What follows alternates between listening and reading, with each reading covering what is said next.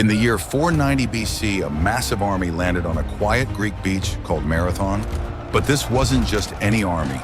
This was the hammer of the Persian Empire, one of the largest and most advanced military forces the world had ever seen. A war machine commanded by the King of Kings, Darius the Great. Their mission brutally simple: punish Athens for defying the empire, march the 26 miles to its gates, burn it to the ground, and make an example of its people. Standing in their way was a tiny army of citizen soldiers, farmers. Potter's merchants outnumbered at least 2 to 1. By any logic, they were doomed. Their city should have been just another line in Persia's long list of conquests. But that's not what happened. Against all odds, the Athenians didn't just survive, they crushed the Persian invasion. A victory so shocking, so decisive, that it helped shape the future of Western civilization. So how did they do it? How did a small young democracy stand against the greatest empire of its time? The answer isn't simple. It's a story about grudges that burned for years, 2 completely different ways of waging war, and one of the boldest, most brilliant battlefield gambles in all of history. This is the story of why Persia fell at Marathon. To understand why this battle even happened, we have to go back almost 10 years to a cluster of Greek cities along the coast of modern-day Turkey, a region called Ionia. For about 50 years, these Ionian cities had been under Persian rule. And to be fair, the Persians were often pragmatic rulers. They allowed local customs, tolerated religions, and ruled through local tyrants. But they still demanded taxes, tribute, and absolute loyalty, things that never sat well with the fiercely independent Greeks. By 499 BC, that resentment finally exploded. The spark came from Aristagoras, the tyrant of Miletus, who decided he'd had enough of Persian overlords. He led the Ionian cities in open revolt against the empire. But Aristagoras wasn't stupid. He knew that standing alone against Persia was suicide. So he sailed across the Aegean Sea to mainland Greece, desperate for allies. His first stop was Sparta, the greatest military power in Greece. He showed them maps, promised them glory and gold, and tempted them with the unimaginable wealth of Persia. But the Spartans were cautious. When they heard that the march to the Persian capital would take 3 months, they declined. It was simply too far from home. Rebuffed but not defeated, Aristagoras turned to Athens. And there he changed his approach. He didn't appeal to greed, he appealed to kinship. He reminded the Athenians that Miletus was an old Athenian colony. He was speaking to a city that had just thrown off its own tyrant and embraced a radical new idea of democracy. That idea of freedom of self-rule resonated deeply. The Athenians agreed to help, sending 20 warships joined by 5 more from their ally Eretria. In 498 BC, the small Greek force sailed across the sea and marched on Sardis, the regional Persian capital. They caught the governor Artaphernes completely off guard. The Greeks stormed the lower city, and in the chaos, a fire broke out, consuming much of Sardis, including a sacred temple. For the Greeks, it was an enormous symbolic victory, but it didn't last. A Persian army regrouped, pursued them, and crushed the rebellion on the way home. The Athenians, realizing the tide had turned, withdrew their troops and sailed back, leaving the Ionians to face Persia's wrath alone. By 494 BC, the revolt was over. Miletus was destroyed. The rebellion was crushed. But Darius, the King of Kings, was not satisfied. The burning of Sardis was not something he could forgive, not from outsiders. The historian Herodotus tells a vivid story about Darius's fury. He says the king shot an arrow into the sky and prayed to his god for vengeance against Athens. And from that day on, during every royal meal, a servant would stand before the king and repeat 3 words, Master. Remember the Athenians. For Darius, this was no longer about empire, it was personal. He would have his revenge. And in the summer of 490 BC, he finally struck. A Persian invasion fleet, 600 ships, commanded by the veteran Admiral Datis and Darius's own nephew Artaphernes, set sail across the Aegean. Their first stop was Eretria, the city that had aided Athens. The Persians captured it, burned it, and enslaved its people, a brutal warning of what awaited Athens next. Then, the fleet turned south and landed on a wide-open plain just 26 miles from Athens, a place called Marathon. The choice of location wasn't random. The exiled Athenian tyrant Hippias, now serving Persia, advised it himself. The terrain was flat and perfect for cavalry, the Persian ace in the hole. When the army landed, it must have looked like an ocean of men in metal. Ancient sources exaggerate, but modern historians estimate around 25,000 infantry and 1,000 horsemen as sophisticated. Combined force built on speed, flexibility, and psychological dominance. Their strategy was textbook Persian warfare first. Archers would rain down arrows to break enemy morale. Then, cavalry would charge the disorganized lines, and finally, the infantry would finish off the survivors. The soldiers themselves came from every corner of the vast Persian Empire. Persians, Medes, Egyptians, Babylonians, and Scythians, carrying short spears, daggers, and large wicker shields. They were light, fast, and mobile, but that very advantage would soon turn into a fatal flaw. When word of the Persian landing reached Athens, panic erupted. The city called every able-bodied man to arms. This wasn't a professional army, it was a citizen militia. Farmers, artisans, and tradesmen all expected to defend their homeland. Each soldier had to buy his own gear, his panoply, a bronze breastplate, greaves, and that iconic Corinthian helmet with its narrow eye slits and sweeping crest. Their main weapon was a 9-foot spear called a dory with a short sword as backup. But their most important piece of equipment was their shield, the aspis, huge, round, and bronze-faced. It was heavy, but revolutionary. It had a unique grip system that distributed its weight along the arm and shoulder, allowing soldiers to overlap their shields in tight formation. Together, these men formed the phalanx, a wall of bronze and wood, shoulder to shoulder, 8 ranks deep, bristling with iron spears. The phalanx was more than a tactic, it was a symbol. It demanded discipline, trust, and unity. Each man's shield protected not himself, but the man beside him. The Athenians fielded about 9,000 hoplites, joined by their only allies, 1,000 men from the small city of Plataea. It was a gesture Athens would never forget. But even with 10,000 soldiers, they were still outnumbered more than 2 to 1, and the one ally they truly needed, Sparta, was nowhere to be found. They had sent a runner, Phidippides, on an impossible mission 150 miles to Sparta in just 2 days, to beg for help. The Spartans promised they would come, but not yet. They were in the middle of a sacred festival when warfare was forbidden. They would march after the full moon. That was days away. At Marathon, Athens was on its own. The Greek army marched out to meet the Persians and took up position on the hills overlooking the plain of Marathon, a wide,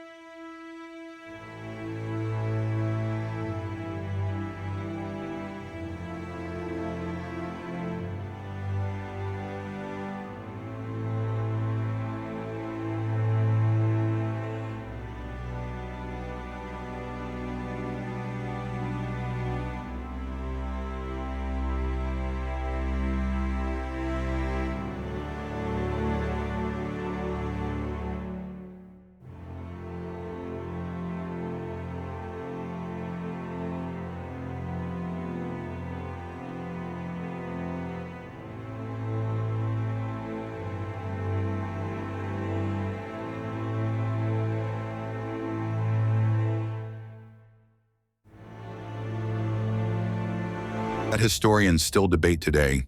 The Persian cavalry suddenly disappeared from the plain. Maybe they'd been loaded back onto the ships for a quick strike on Athens by sea. Maybe they'd been sent off to find fresh water or forage. Whatever the reason, when scouts brought word that the horses were gone, Miltiades knew this was it, the moment of weakness he'd been praying for. At dawn, as the mist lifted off the plain, he gave the order, The hoplite phalanx began to move. 10,000 men, each carrying over 50 pounds of bronze and wood, started marching down the slope toward the sea. Miltiades' plan was radical, even reckless. A traditional Greek phalanx was uniformed the same number of ranks all the way across, usually 8 men deep. But Miltiades knew the Persians always placed their best troops, the elite Persians, and the fierce Saka warriors at the center of their line. So he decided to bait them. He thinned out the center of his line, leaving it only 4 men deep, dangerously fragile. He took those extra soldiers and packed them into the flanks, especially the right wing where he and Callimachus would stand, and the left, held by the brave men of Plataea. It was a trap, one of the earliest and most brilliant pincer movements in history. The plan was simple in theory, terrifying in execution. Let the Persian center punch forward, crush his weakened middle, then have his strong flanks fold inward and smash the enemy from both sides. But for that to work, his center had to bend without breaking. As the sun rose higher, the Athenians advanced. 10,000 shields shimmered like molten bronze. When they came within bow range, Miltiades gave an order that must have shocked everyone, Greek and Persian alike. Charge! The entire Athenian army broke into a run. Imagine the scene. A wall of heavily armored men, farmers, potters, shopkeepers sprinting nearly a mile across open ground toward the greatest army in the world. To the Persians, it must have looked like madness. They had no cavalry, no archers, nothing but heavy armor and spears. But Miltiades' audacity was genius. By charging, the Greeks cut down the time they spent under the deadly Persian arrow volleys. And those arrows, though terrifying, clattered harmlessly off their bronze shields and armor. By the time they hit the Persian line, the Greeks had built up unstoppable momentum. The impact was like a thunderclap. On the flanks, it wasn't even close. The heavily armored hoplites tore through the lightly armed Persian levies. 9-foot spears punched through wicker shields and thin linen tunics. The Persian wings collapsed almost immediately, breaking and fleeing back toward their ships. But the center was hell. There, the elite Persian infantry, veterans armed with short spears and daggers, smashed into Miltiades' thin line. The Greek center bent under the pressure. Step by step, they were pushed back. It looked, for a moment, like the Persians would break through. And if they did, the entire Greek army would be split in half and destroyed. But the Athenians didn't panic. They held on, bleeding, exhausted but unbroken. And then, Miltiades' trap snapped shut. On both wings, the victorious Greek flanks pivoted inward, turning sharply toward the center. Now, the Persians, who thought they were winning, suddenly found themselves surrounded. Attacked from 3 sides, their tight formation crumbled. Panic spread like fire. Men screamed, shoved and trampled each other as the disciplined Greek phalanxes closed in. The scene descended into chaos, bronze spears flashing dust and screams rising over the plain. The Persians tried to flee, but there was nowhere to go. The marshes on either side of the plain trapped them like quicksand, swallowing men and horses alike. What had started as a confident invasion turned into a massacre. The Greeks cut them down by the hundreds as they ran. By the time the Persians reached their ships, the beach had become a killing ground. Here the fighting was desperate. The Greeks tried to seize the ships, grabbing the rigging, hacking at ropes, and clashing with the last Persian soldiers fighting to escape. One Athenian, Cynaegirus, famously grabbed hold of a Persian ship as it pushed off and had his hand chopped off by an axe. When the dust settled, the numbers told the story. 400 Persians lay dead on the field. The Athenians had lost only 192 men. Their allies, the Plataeans, just 11. It was a victory so complete, so unthinkable, that it stunned the ancient world. But the danger wasn't over. Because the Persian fleet, those hundreds of ships, hadn't sailed home. They were rounding the southern tip of Attica, racing straight for Athens, which was now completely undefended. The exhausted Greek army, still catching its breath on the blood-soaked beach, suddenly realized they had one last miracle to perform. The battlefield at Marathon was still echoing with the clash of bronze and the cries of the wounded. When Miltiades received the worst possible news, the Persian fleet was not retreating. Instead, the ships were turning the corner of Cape Sunion, racing toward Athens. If they reached the city first, the victory at Marathon would mean nothing. The Persians still had their cavalry, their elite troops, and perhaps sympathizers within Athens ready to open the gates. Miltiades had to make a decision instantly. He left a small detachment behind to guard the dead and watch over captured Persian ships. Then he turned to the rest of his exhausted army men, who had already run a mile in full armor, fought a brutal battle and chased the enemy across the plain. Now, He ordered them to march back to Athens immediately. No rest, no food, just sheer willpower. It was a 26-mile march across rugged terrain, the same distance we remember today as a marathon. Imagine it, thousands of warriors drenched in sweat armor, glinting under the blazing sun, barely holding their shields steady as they forced their legs to move. But the thought of their families, their homes, and their fragile new democracy drove them forward. By the time the Persian fleet appeared off the coast of Athens, the same army that had crushed them at Marathon was already there, battle-scarred but unbroken, standing shoulder to shoulder at the city's defense. When the Persian commanders saw those bronze shields lining the shore, their courage faltered. They had just been annihilated once, and now the same army stood ready again. After a brief hesitation, they gave the order. The ships turned toward the open sea. The invasion of Greece was over. The Battle of Marathon wasn't just a victory, it was a revelation. The Greeks had faced down the largest empire on earth and won. For generations, Persia had seemed unstoppable. Its armies had crushed kingdoms, absorbed nations, and stretched from India to Egypt. But now a tiny democracy of free citizens had stood its ground and shattered the myth of Persian invincibility. It was the moment the balance of history shifted. For Athens, the victory was more than survival, it was identity. A validation of everything they believed in: freedom, courage, and the power of ordinary citizens united by a cause greater than themselves. In that triumph, the Athenians saw proof that democracy, fragile, experimental, and young, was not a weakness, but a strength. This was the seed that would grow into the Athenian Golden Age, a flowering of art, philosophy, and architecture that laid the foundations of Western civilization. To honor the fallen, the Athenians built a massive burial mound right on the battlefield, the Soros of Marathon. Inside rested the 192 soldiers who had given their lives that day, including Callimachus, the general who had cast the deciding vote to fight. Their names were carved into stone, not for wealth or nobility, but for courage. They were the embodiment of the Athenian spirit, citizens who became heroes. Nearby, the smaller force from Plataea received equal honors. Their 1,000 men had stood beside Athens when no one else would. That bond of loyalty would never be forgotten. The victory also left behind a legend, the story of the messenger Pheidippides. According to later accounts after the Persians were defeated, Pheidippides was sent to carry the news to Athens. He ran the 26 miles from Marathon to the city, burst into the assembly, gasped out one word, victory, and then collapsed, dead from exhaustion. It's a story that may have been embellished over centuries, but its spirit endures. From that myth came the modern marathon race, a living echo of that desperate run for freedom. But the true legacy of Marathon wasn't a race, it was an idea. That a small group of determined men fighting for their homes and their freedom could defy the greatest empire in the world. That courage, discipline, and unity could overcome overwhelming odds. That sometimes, the difference between conquest and liberty comes down to the will to stand firm, even when reason says you shouldn't. For King Darius, the defeat at Marathon was a humiliation he never forgot. He immediately began planning another invasion, one far larger, one that would crush Greece once and for all. But before he could launch it, he died. His son, Xerxes, would take up that mission 10 years later, leading an army so vast it would shake the earth itself. That would be the story of Thermopylae of Salamis, and of the final defeat of Persia at the hands of united Greek city-states. But Marathon came first. It was the spark, a moment when a few thousand citizens, armed not with wealth or empire, but with conviction, drew a line in the sand and said, this far, no further.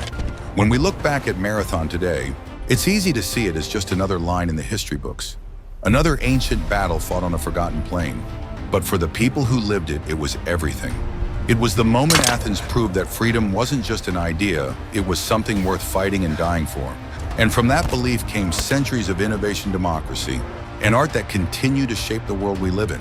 So when we remember Marathon, we remember more than spears and shields. We remember that history changes not because of the size of armies, but because of the courage of those who refuse to kneel.